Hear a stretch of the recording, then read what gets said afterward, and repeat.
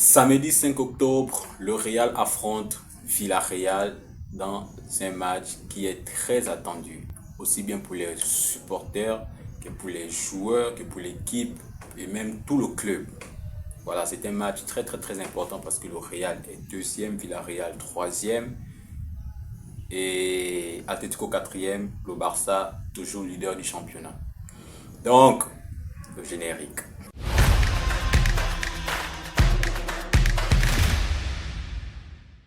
Bien, bonjour les gars, j'espère que vous allez tous bien, j'espère que vous allez à merveille et que le week-end commence bien pour vous.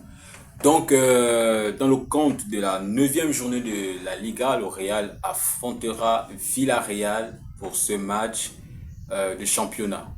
Le Real qui sort d'une défaite contre le club français lillois et avec beaucoup de doutes, avec beaucoup de critiques qui sont tombées, avec beaucoup de questions, avec beaucoup de choses qui se sont dites depuis la déroute pas la déroute peut-être, mais la défaite.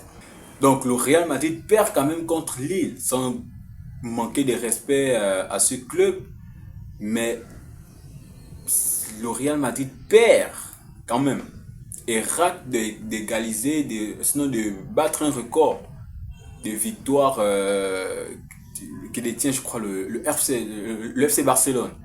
Voilà. Donc, c'est un match très attendu parce que le Real ne doit pas faire de faux pas. Le week-end dernier contre l'Atlético, le Real pourrait remporter les 3 points et se tenir à 1 point du Barça.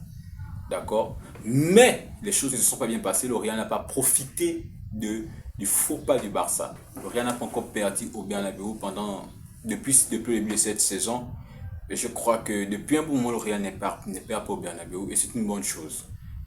Le Real peut aller avec cette motivation de dire que nous n'allons pas perdre devant nos supporters. Nous allons essayer de rattraper, de corriger ce qui s'est passé en Ligue des Champions. Parce qu'en Ligue des Champions, le Real est très loin au classement. Voilà.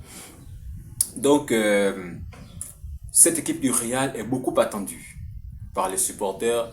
Les joueurs sont beaucoup attendus. Les joueurs sont beaucoup attendus. D'où les joueurs comme voilà, on va dire juste l'attaque. Souvent, j'aime pas citer leur nom parce que c'est comme leur donner une grosse force alors qu'actuellement ils ne donnent pas ce qu'il faut. Mbappé, Vini, Rodrigo, Bellingham, excepté quand même Rodrigo. Hein. Pour moi, Rodrigo, c'est le meilleur attaquant du Real depuis le début de saison. Ça, il faut le reconnaître. Rodrigo qui a été mis de côté comparé comment dire, au trio qui a été choisi par les médias, par tout le monde même. Et c'est lui qui, avec sa dynamique, avec sa façon de jouer, avec son jeu dans les petits espaces, a fait du bien au Real depuis le début de saison. Mais il nous a beaucoup manqué aussi, en Ligue des Champions. Voilà. Mais le reste, c'est moyen, c'est moyen. Pour parler d'abord de façon individuelle, c'est beaucoup moyen. Bellingham, c'est moyen.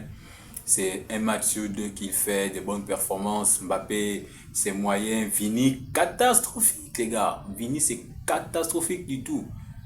Il est catastrophique depuis le début de la saison. On ne sait pas ce qui se passe. Vini ne joue plus bien. Et là, je vais faire le lien avec 2019. Je vais faire le lien avec 2019 parce qu'en 2019, on avait le kit avec les bandes noires comme celui que le Real a actuellement. Regardez bien, les gars. Souvenez-vous de ce kit-là.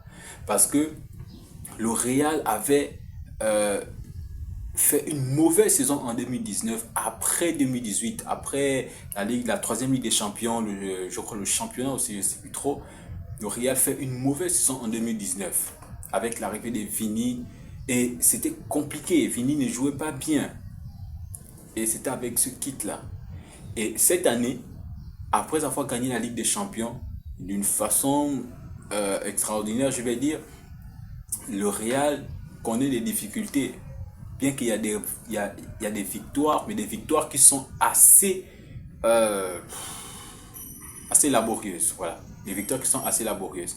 Donc, Vini n'est pas bon, Mbappé c'est moyen, Bellingham c'est moyen, même Valverde c'est pas encore ça, Celui qui fait du bien actuellement, ou du moins ce qui faisait du bien comment dire, au Real, c'est Brahim Diaz, mais il s'est blessé. Brahim Diaz contre Lille aurait fait du bien. Contre Lille aurait fait du bien Brahim Diaz. Voilà. Donc, on va pas s'attarder sur ça. C'est un avant-match. Si l'équipe de Villarreal, cette équipe qui est très joueuse parce qu'ils ont fait des bons recrutements en début de saison, que ce soit en attaque, en défense, ils sont solides défensivement. C'est vrai qu'ils prennent toujours au moins un but par match. Ils ont eu une lourde défaite contre le Barça, mais sachez que la défaite contre le Barça, Villarreal marque, hein. Villarreal marque des buts, mais c'est la VAR. La VAR, voilà, les hors-jeux, je vais pas dire la VAR, mais les hors-jeux qui font que les buts sont annulés. Mais sinon, Villarreal marque. Et c'est très problématique pour le Real parce que le Real, défensivement, ça va, mais c'est pas vraiment ça. C'est pas vraiment ça. On a vu contre Alaves, on s'est fait peur. Le Real s'est fait peur. On a joué avec un gros stress les 10 dernières minutes parce que défensivement ça n'allait plus. Donc cette équipe de Villarreal peut faire du mal au Real parce que déjà ils sont troisième juste derrière nous. Une défaite du Real pourra les ramener à la 4e place. Parce que si Villarreal remporte cette rencontre, ils viennent avec un état d'esprit comme quoi le message qu'on a déjà envoyé à toutes ces équipes-là, que le Real est prenable, que le Real est une équipe qu'on peut battre, qu'on peut, chez qui on peut prendre du résultat. Donc, si certaines équipes ont réussi à faire ça, pourquoi pas nous? Et les équipes vont venir avec cette mentalité-là. Ils ne vont pas arrêter de jouer si leur rencontre n'est pas finie. Voilà. Donc, une victoire de Villarreal va renvoyer le Real Madrid à la 4e place ou même à la 3e. Parce que l'Atlético ne perd pas, Villarreal perd rarement. Donc, si l'Atlético gagne ce week-end, Villarreal gagne ce week-end, on va se retrouver à la 4e place. Et ce sera une catastrophe pour le Real. Le Real est obligé de faire une grosse performance ce samedi 5 octobre et donner le meilleur d'eux pour remporter cette rencontre et garder la 2e place et espérer peut-être, je ne sais pas, un faux pas du Barça. Mais je ne crois pas que le Barça fera des faux pas cette saison en Liga. C'est, voilà, on va plus dire que c'est le début de saison et tout ça parce qu'ils ont prouvé, on a vu ce qu'ils ont fait. Voilà, contre des équipes qui sont prenables, ils prennent. Ils ne font pas dans le jeu des pieds ou bien des ballons. Contre les équipes prenables, ils prennent sérieusement. Voilà. Donc maintenant, voyons les deux équipes. Ce sont des équipes, le Real, que ce soit le Real ou Villarreal, sont deux équipes qui jouent beaucoup. Et à chaque fois qu'elles ont joué, il y a toujours du spectacle. Rappelez-vous du 4-4 la saison dernière. Il y a eu des 4-4, des 3-3, des 4-5, des 5, des 4-1, des 4-1, des 3-1. Voilà. Beaucoup de buts sont toujours marqués dans ce match qui oppose Villarreal au Real de Madrid. Et ce sont deux équipes, lorsqu'elles se rencontrent, elles veulent imposer leur supériorité sur le terrain. Je parle bien sur le terrain. Elles veulent montrer leur jeu sur le terrain. Maintenant, en termes de supériorité de club, on sait que le Real est le meilleur club au monde. Mais sur le terrain, ça parle football et ça raisonne football. Et ça répond football. C'est sur le terrain que Villarreal veut prouver qu'ils jouent au football. Et avec leur attaque qu'ils ont actuellement, avec leur défense, et un bon stabilisateur comme un bon organisateur de jeu comme Dani Parejo, autant pour moi, qui est en milieu de terrain, ça risque de faire mal au Barça.